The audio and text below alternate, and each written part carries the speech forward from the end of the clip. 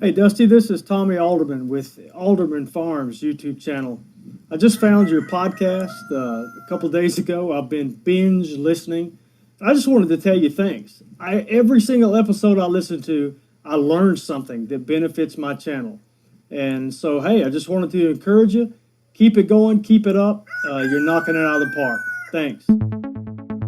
Welcome to the YouTube Creators Hub podcast, where we help you conquer the internet one video at a time. We cover everything from how to start a YouTube channel to how to make a video go viral. And now, here's your host, the one and only Dusty Porter. All right, guys, and welcome to the interview portion of the show this week. I am so excited to be joined by Rob Wilson, the owner of the Video Gadgets Journal YouTube channel. He has been on YouTube for over 5 years, has over 25,000 subscribers, and Rob creates general technology videos in a very unique way. Rob, how are you doing today? Hi, Dusty. I'm doing fantastic. How are you? I am doing excellent. Now, I do want to say this before we even get into the show. I am extremely excited about this. I believe you're going to be episode 15 or 16, and this is the first time that I've had anybody who doesn't live in the United States. So that's a milestone for the show. Well, hello from Canada, way up north.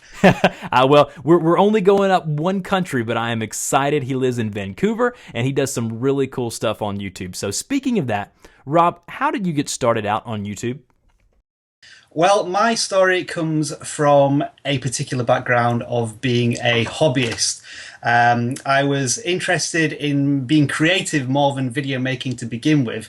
And around about 5 years, I started exploring YouTube, and I put on one video.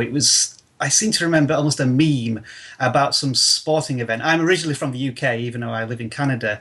And I put the video on and left it. And then about 7 or 8 months later, it suddenly went semi-viral. We're talking about a few 100,000 views maybe.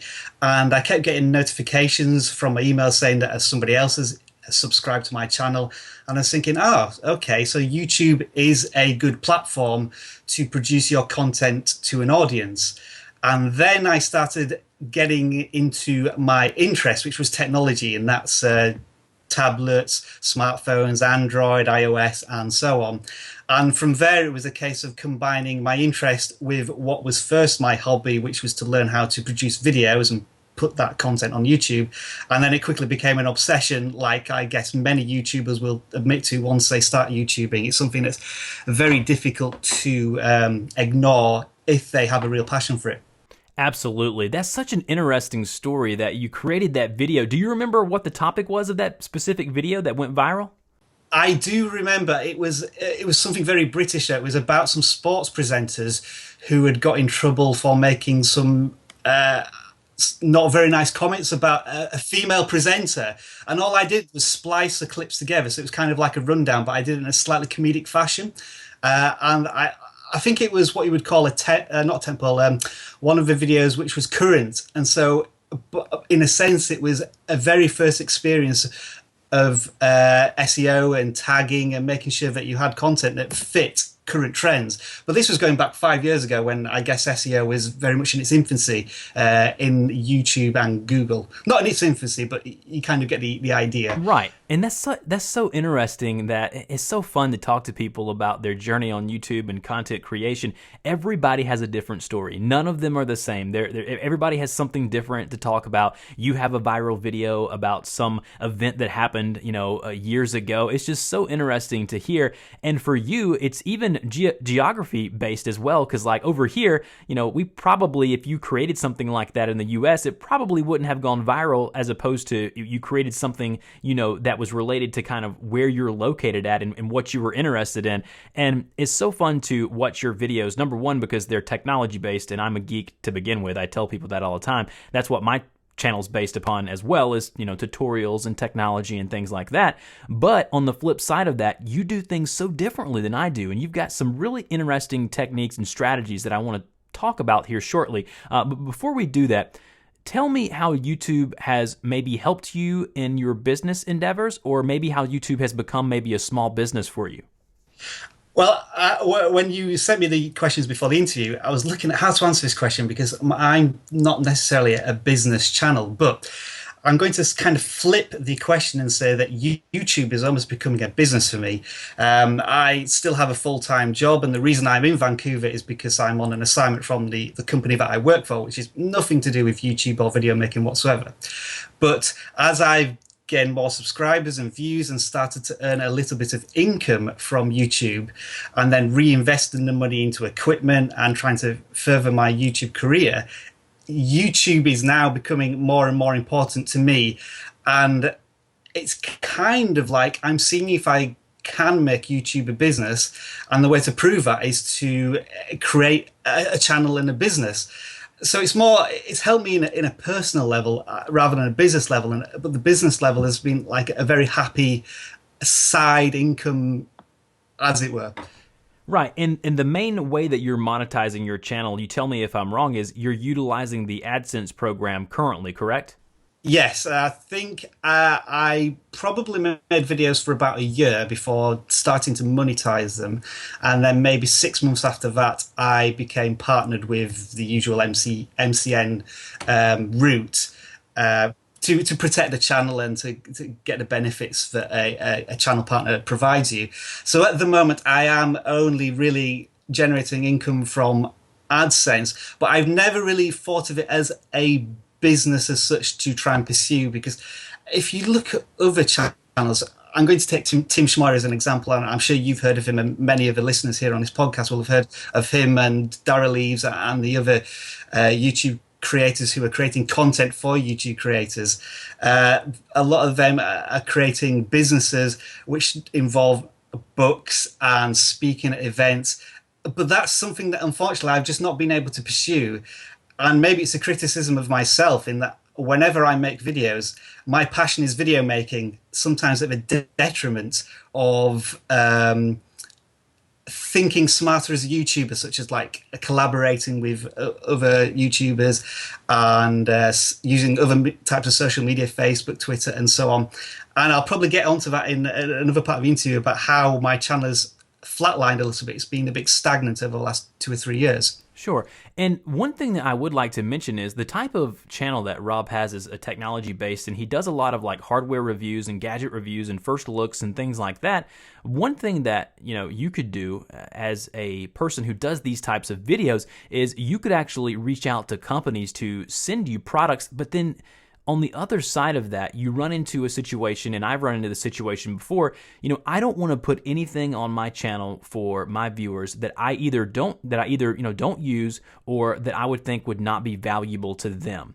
And that's a hard, thing to get into, because you're trying to get those products to review. You're trying to, get those affiliate programs working for your channel. But on the flip side of that, you don't want to produce content that, number one, you're not interested in, and number two, your viewers are not going to be interested in it either. So it's kind of you're caught in between a rock and a hard place when you're thinking about getting products to review and then setting up special affiliate programs. So you definitely want to have a good balance when it comes to that. So I think Rob is at a point to where he could eventually get to that, but I think he's doing the right thing now by, playing the slow game, and then eventually later, if he wants to turn it into a business, he could do more stuff like the hardware reviews and things like that from companies.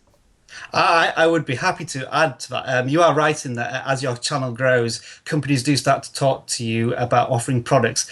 The one problem you tend to have with a small channel is that you get sent smaller products. Exactly. So, for example, I'm getting a lot of Bluetooth speakers, and how many times can you review a Bluetooth speaker on our channel and make it interesting and exciting? As a technology channel, obviously what you're expecting as a viewer is you want to see something about the iPhone 6S and the Galaxy S7 and all the latest technology releases. But for a YouTuber, each time you review something like that, that's going to cost you maybe $800 to $1,000, which you can't obviously afford as a YouTuber unless you're getting the big companies to send you things. And obviously those companies are going to gravitate towards the channels, the mega channels, such as, for example, MKBHD would be one that I would just pick out of a technology sphere. Sure. And it's one of those balances that it's hard to kind of balance when you're a YouTuber, as far as like, how do you reach that next level? How do you get past that to where you're not getting sent Bluetooth speakers anymore? I remember specifically for me, there was a specific day I went to the mail and I had a package, and it was to my channel name. It had my YouTube channel name on it, and I was like, oh, I wonder what's inside the package. And it was a package from LG. And I remember thinking to myself, I was like, okay, now I've made it. Now I've made it. Yeah. When in reality, that wasn't the case, because even to this day, I would love for Apple and Windows and I'm not sorry, Windows, Microsoft to send me products as far as like the bigger names and brands like Samsung. But again, you've got to reach a certain point. You've got to have a threshold of, viewer base to get those companies even interested in your channel. But there's ways to do that. And like I've mentioned before on this show, subscriber numbers, view numbers, they matter when it comes to stuff like that. But as a whole, as far as monetizing your channel, as you mentioned earlier, like Tim Smoyer says, you can monetize a smaller channel to gain a full-time income. You don't have to have those numbers, but you just got to be creative with how you do it. And there's multiple streams and sources of income. And I always tell people, you definitely want to diversify your income. And that's what I would tell Rob or anyone else who's just using the Adsense program. You don't want that to be your sole source of income if you're trying to make it a business, because any day, YouTube and Google could pull that program and it would be gone. And that source of income would be eliminated. So you definitely want to try to diversify your income streams, and there's definitely ways to do that. That's such an interesting conversation to have, and maybe in later episodes I can dig into that a little deeper. Rob, what is something that you wish someone had told you when you first started out on YouTube? Okay, unique answer to this one. For the first 6 months, nothing.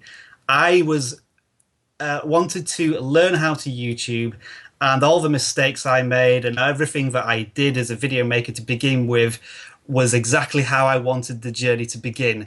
And it was, the reason I say that is because if I'd perhaps been given advice very early on, I would have felt maybe pressure, or it would have been underlying the mistakes that I was making. And to be able to just practice making videos and have the freedom to experiment was a very important part of my very early stage of a YouTuber. But if you were to ask me what advice somebody should give somebody who is starting out on their channel, is to never stop learning. I think one of the mistakes I made is, after I'd made maybe 200 or 300 videos, I'd got into a stage where I was able to make videos very quickly. I almost had a production line of how I could start from A to B to C and end the video within 2 or 3 hours and have something that was just out there on YouTube. Whereas one thing you should always be doing is watching other people's content, learning from them, and then trying to not necessarily copy their techniques, but make it something of your own.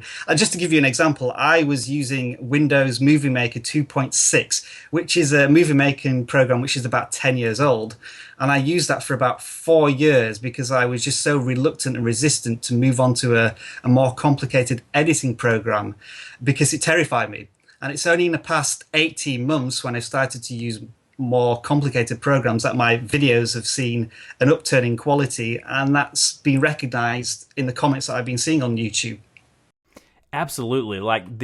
I could already tell that the video quality of like your more recent videos is leaps and bounds different than what you used to produce. And it's funny because like I'll go back and look at some of my older videos, and the reason why I might get a comment on an older video and I'm like, did I make a video about that? And I'll go back and I'll look at the video and I'll just cringe, I'll be like, man, I can't believe I did that. That was so poorly done. But then you look at your more recent videos and it actually shows you progress. And that's why I'm glad I can go back and look at my older videos.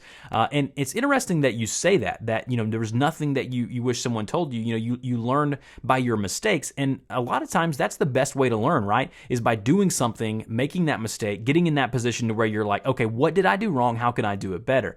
And there's a lot of things that I look back on in creating videos in the beginning times of my channel where I look at now and I'm like, okay, I can't make that mistake again. And I think that's what Rob is saying here, is that, learning from your mistakes is extremely important.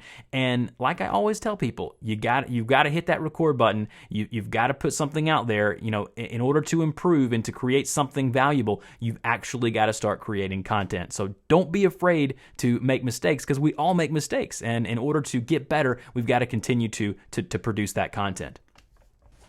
Absolutely. So the next question I want to ask you, Rob, is this. Are there any YouTube tools like software or hardware that you would like to recommend to our audience that you just could not live without? Yes. There is one particular program which kind of takes out some of the guesswork when you're not necessarily making a YouTube video, but uploading it onto your channel and trying to sell it to the audience. Because as we've heard, something insane like 500 hours worth of content is uploaded to YouTube now every minute. So how do you get that video most visible? And it's through tools such as vidIQ, if you've heard of that, or TubeBuddy, which are able to analyze the words in your title and in your tags and suggest what would be the best tags to attach to your video, because it's not just the video that sells it. It's almost like you're looking through a TV listing and what catches your interest, and that is things like a decent title and a tag. What are people searching for? And it's tools like vidIQ which are able to provide you with those options to enhance it. Exactly. And I actually use TubeBuddy, and I have used vidIQ in the past, and I extremely promote TubeBuddy. I know it's a paid service and whatnot, but I'm telling you guys, TubeBuddy is so valuable, as well as vidIQ and tools like that, that will allow you, a lot of times you can even pull up like the Google AdWords tool, and you can put in specific keywords that your video is about, and the Google AdWords tool will pull up other related searches. Because see, that's what's important, right? When people are searching for a video, let's say they're searching for how to remove comments on a YouTube video, whatever video that they're trying to search for, they're searching for iPhone 6 unboxings, whatever. If they're searching for a specific term and you have that term in your metadata, or you use that as a keyword when you're creating your video and you're managing that video in your video editor, then what will happen is your video will come up as either a suggested video or it will rank higher in the search in YouTube search. Because a lot of times we forget that, right? YouTube is basically a search engine. That's all it is. It's a search engine for video, whereas Google is a search engine for everything. YouTube is a search engine for video. And we have to remember that when creating our videos and preparing to launch them out onto the internet, that in order to get those videos seen by the masses, we've got to create dynamic titles that have the right keywords in them. We got to create good descriptions that have the correct target words in them. And then also on top of that, using tools like TubeBuddy and vidIQ to get those key terms to use as keywords. And you don't want to spam keywords. I'm not saying that, but you want to use keywords that relate to the content and the video that you're producing. So it's important to look into tools like that. vidIQ and TubeBuddy are great resources to have. And I'll definitely link to both of those in the show notes of this episode. Now, Rob, if you could give one piece of advice to emerging YouTubers or someone who wants to create a YouTube channel, what would that be? I would say for the first 6 to 12 months or 20 to 30 videos, do not make any judgments about what you're creating. By all means, ask for advice and support, but just enjoy the video making experience. I think most YouTubers, or certainly for me, the embryonic stages of your channel and video creation are a way of finding out if you enjoy making videos, because as well as it being a passion, it can also consume a lot of time. I mean, I'm sure you're aware of this, Dusty. Whenever you make a video and you've probably spent 10 to 20 hours on it, and then you set it live to YouTube, and then you come back 24 hours later and you're thinking, why has this only had 50 views or 100 views, whereas somebody else's video has had so much more attention, and yet you feel that your video is better. It's so important to just enjoy the video making process first before trying to think of it as a business or something where you're creating a fan base or you're trying to become a personality or a celebrity. At the core of it, it's video making. And I realized very quickly that I love video making, and no matter how well or poorly the channel is performing on any particular video, if I enjoyed making a video, then I want to make another video, and hopefully it's almost like osmosis. If you build it, hopefully they will come. Right. If you build something that's good. And that's so important though, isn't it, Rob? Like your passion to create videos, like if it doesn't start there, then when you get to that point to where you've spent hours on a video and you've only had a few views on that video, you're just going to quit. You know, you're going to look back at it and you're going to say, what's even the point of doing this? And that's why I iterate every time I have one of these podcast episodes, and I tell people you cannot get caught up in the numbers. And I had a guy send me a message on Twitter, and he had a screenshot of his YouTube channel, and he'd been working, you know, for a while to reach this milestone, but he reached 50 subscribers. And that was just such a great milestone for him. And now for other people, that may not be anything. It's just a drop in the bucket. But for him, he had worked hard for that. He kept producing content, and he now has a small, tight-knit community around his channel. And it's so important to have that passion to begin with, because if you don't, you're going to run into moments to months to weeks. And like you said, and maybe we can touch on it now, you know, your channel is currently in the state of stagnating a little bit, and it's not growing in the past, you know, you said couple years or you know, past 16 to 18 months.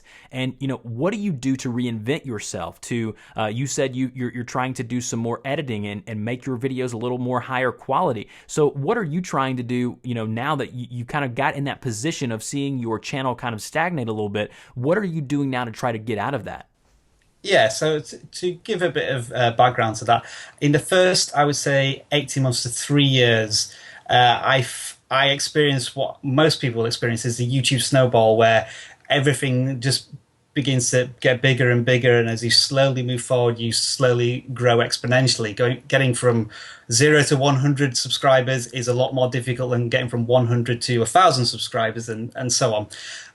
But I think YouTube has become a lot more sophisticated now with, I would say, the generation of people are now using YouTube more than television, and realizing that YouTube is a platform, as well as traditional media is recognizing that YouTube is a platform to go for. So it's very hard now to get recognized.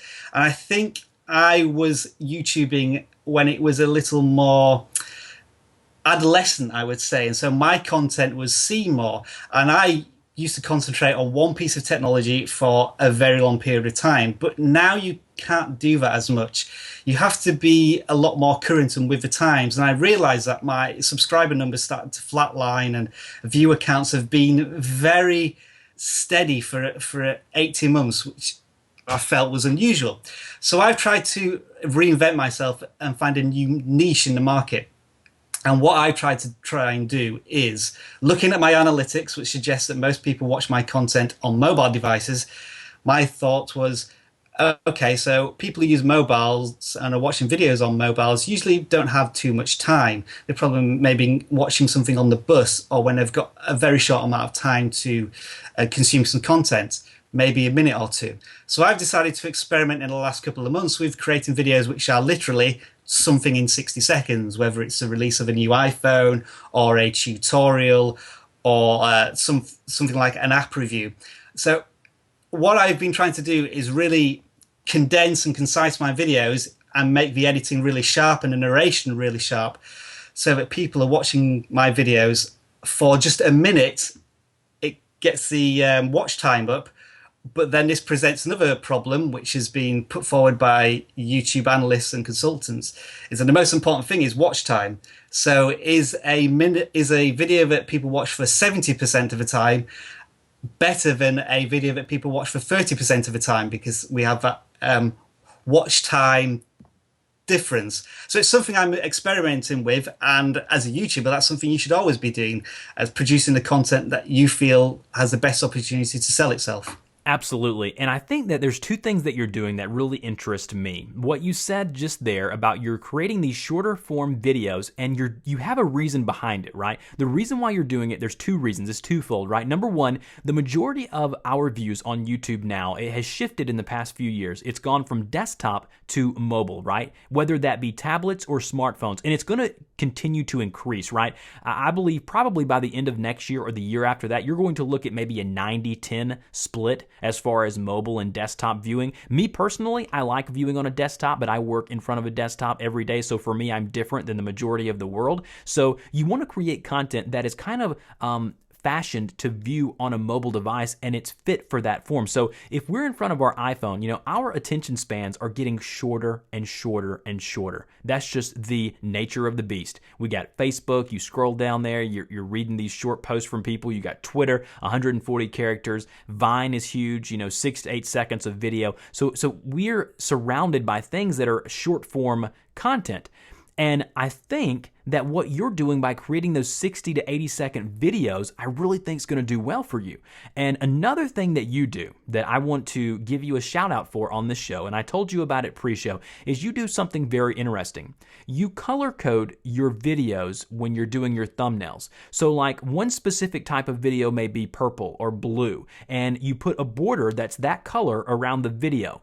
And whenever you release a video of that type, it's going to be color-coded to that specific color. I'm extremely intrigued on why you do this and maybe what got you to the point to where you tested that out.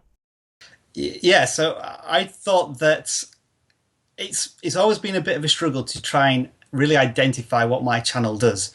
It's a technology channel, but what is it? Is it a review channel? Is it a tutorial channel? Is it a opinion piece channel?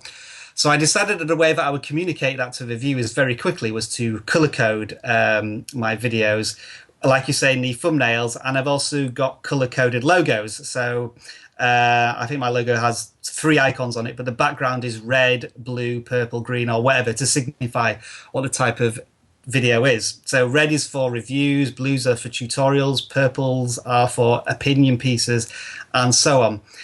And so, yeah, it was just an idea to not only differentiate my channel, but differentiate the content that I was going to produce. So when somebody sees a notification and they see it's a blue notification, they know immediately that it's a how-to video from Video Gadgets Journal.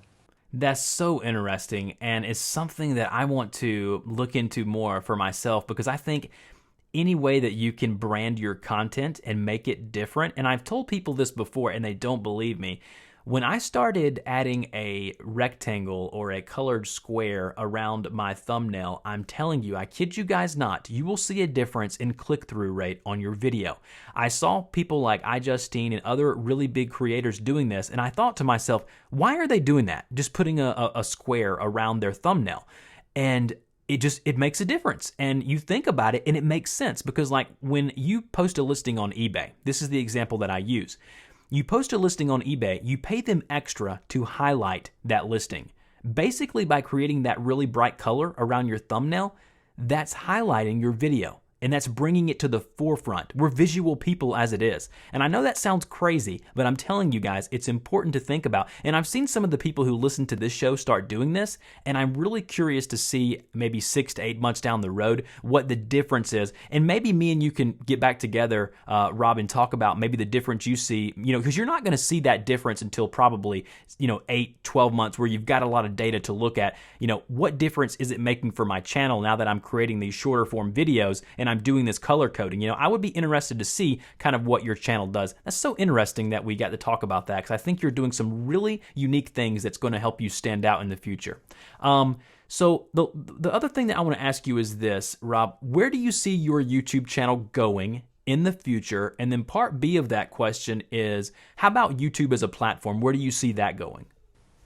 I feel as if I'm at a big crossroads with my channel, because I've been experimenting with the 60-second videos, and I've been working on my YouTube channel now for 5 years, and it has turned into a bit of a grind, I must admit, although I still have a passion. I think if you look at my channel now, I have like 900 videos, and if I didn't have a passion for making videos, I would have stopped long before 900. But I have been collaborating with other channels recently. I make some occasional app review videos for another channel called C4eTech, which is I believe the largest Indian technology channel, and he has 400,000 subscribers, and every time I produce a video for his channel, I get in the region of 100,000 to 200,000 views on the video, and I get engagement, and it's almost like I get 1,000 times reward because he has such a big audience. And obviously my the quality of my videos is good enough that they are responding positively to it. So I'm thinking about whether I should continue with my channel, working as hard as I do on it, or maybe take my channel almost to a secondary point and continue to collaborate with other channels more. As for YouTube itself, I think it's going to turn more into a business for larger corporations. I've already seen this happening in the last 2-3 years. I kind of describe YouTube maybe in 2010, 11, 12 as almost a wild west of video making, where if you could get on there at that point and create a channel, you had such a advantage over doing the same thing now. I mean, you could probably list off a few channels, and whether they would make it in such a competitive market as YouTube is now. So I just think that YouTube is becoming more professional, which makes it harder for amateurs. But at the same time, if you are good enough at making videos, there are always going to be exceptions. They will emerge from YouTube. So it's becoming more of a harder nut to crack. Wading through the noise. Yes, exactly. That's what I like to say to people. It's harder to wade through the noise, but there's never a better time to start creating content than now. And I would want to inspire people and let them know that if your content is good enough, if it brings value, and I have watched many of Rob's videos on his channel. I haven't checked out the other channel. I'm actually going to have him shoot me that link over after the interview, and I want to take a look at it. But Rob brings value. And that's what I always tell people, and I want to hit that nail so many times to where you guys get tired of hearing it. You've got to bring value, and you need to create stuff that really makes you feel good and makes a difference. And that's why I create this podcast. I want to help people who are talented enough to create the content that they can produce and it makes a difference. That's the only reason I do this, is to create people who can create stuff that makes a difference. And I've got to find a more elegant way of saying it, and hopefully I can do that at some point. But I just want to help people make great content. Now, Rob, in closing, what are some guilty pleasure channels that you like to watch personally on YouTube? One of the criticisms I have of myself is that I probably spend too much time creating videos and not watching enough on YouTube. But you have no idea how many people have told me that, and that's been their answer. But a few of the channels I do watch in the technology space, Marcus Brownlee, MKBHD, creates stunning videos about technology, and he is like he's a pinnacle of our sort of area. And I think he's been recognized as a leading expert on technology in the world. And I think he's 22 or something, which is incredible. There's also TLD, Jonathan Morrison, that I watch. And a few of the technology channels, of course, C4E-Tech, somebody who I work with. But I, along with probably 50,000 other people who find his channel every day, Casey Neistat, I do not know how he does his videos. The only explanation I have is that he's cloned himself, and there are actually about 3 or 4 of him on boosted boards going around New York filming the content, because it's just incredible, and the stories he produces on a daily basis are phenomenal. And that's something what I watch not as a YouTuber. I just watch his content because it's just, you could put it on television and it would have a really high audience. Stunning work. Absolutely. With him, it's a combination of his great personality and his great talent, and he does so well. And that's what somebody like him, people look at and they say, I'll never reach that. Well, I'm sure at one point he said that. And I don't want people to get discouraged when they see channels like his, because, anybody can reach that level. You just got to put in the work. And he does work, like you said, to produce that daily content that's so high quality like he does. He works his tail off. So those are some cool channels. I actually watch basically every one of those that you just mentioned. I watch all of those as well. So, Rob, before I let you go, where can people find you on the internet? www.youtube.com/VGJ Felix, and on social media networks, that's also VGJ Felix. It's just a relic of a username that I used to use when I was a gamer, as part of clans. If you're going back to the beginning of the end of the 90s, that's where the Felix parks come from it. But VGJ Felix mostly. Awesome. Well, Rob, you have no idea how much I appreciate your time on the show, and I will catch you next time. Thank you very much for having me. You've been listening to the YouTube Creators Podcast. We want to thank you and invite you to subscribe to the show, as well as support us on Patreon for great perks, such as having your YouTube channel featured on the show and a link on our website. Until next time, keep uploading those videos.